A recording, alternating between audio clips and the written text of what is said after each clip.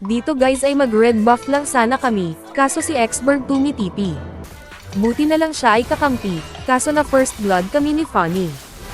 Pero wag kayong mag-alala guys, hindi naman masakit, mamaya po kuryentehin ko ang kanilang mga puwit. Buti na lang kanina kumain ako ng talong, tapos ngayon na-retro ko yung pagong.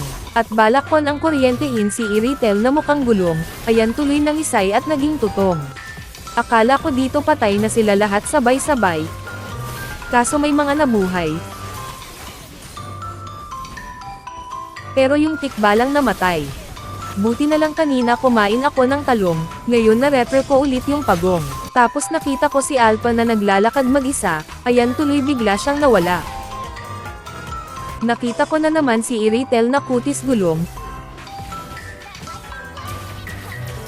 Ayan tuloy naging tutong.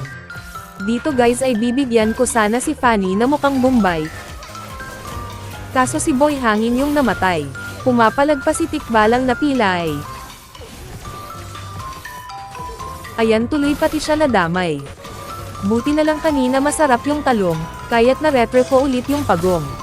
Tapos nakita ko na naman si Alpha na galing sa bubong, ayan tuloy naging tutong. Sama mo pa yung Tikbalang na walang utong, ayan tuloy naging kulay gulong. Nakita ko silang dikit-dikit na parang nag-chichill, ayan tuloy triple kill. Lilipad pa sana si Fanny kaso ng isay.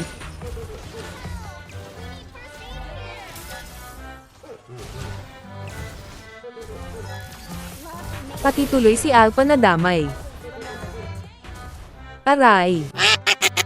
Panoorin nyo guys kung paano mang one hit. Grabe punit-punit. Buti na lang kanina hindi ako na-board, ayan tuloy na retro ko yung Lord. Bibigyan ko sana si Fanny na laging lumilipad.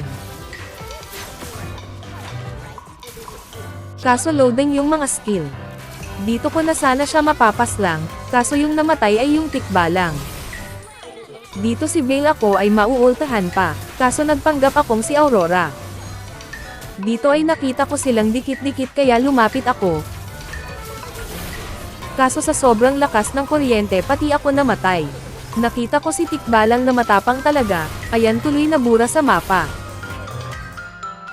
Isusunod ko sana si Alpha, kaso tumakbo ng malala. Panoorin nyo guys kung paano ako magpanggap na si Aurora. Kaso wala kong napala, kaya tinapos ko na. Maraming salamat sa laging panonood. Sana nag-enjoy kayo sa video nato mga Lodi, at lagi niyong tatandaan na si Joy Joy ay hindi gamot at hindi dapat gamitin pang gamot sa anumang uri ng sakit.